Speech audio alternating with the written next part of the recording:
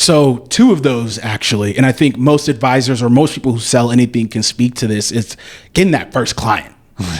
No matter how it comes. Yep. You don't care.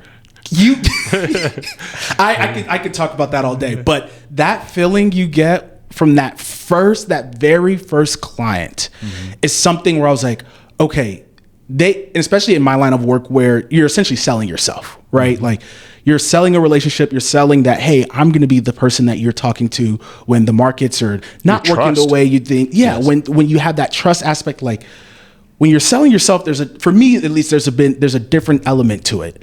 And so when I got that first client, I said, okay, I am a spiritual person talking about parents being missionaries. I prayed that night and I said, thank you, God, for just allow me to be in this space, allow me to do the work that I'm doing.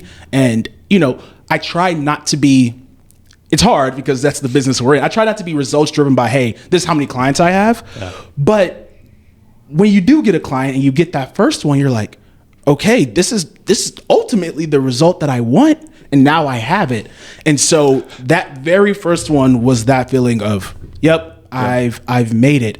And then the next one I would say, which is kind of in that boat, is getting actually a client from a referral from a person that I've connected with. So, there's the term of center of influence, COI, that most people are working with when they're selling. And so a lot of the relationships you build are with COIs, right? Like getting to your end customer is great, but most times you're not really getting in front of them as much as you would like. You're getting around them in terms of their trusted advisors, talking about that trust term. Yep. And so when I got my first referral from a COI, I was like, okay, now there's 2 degrees to this, right?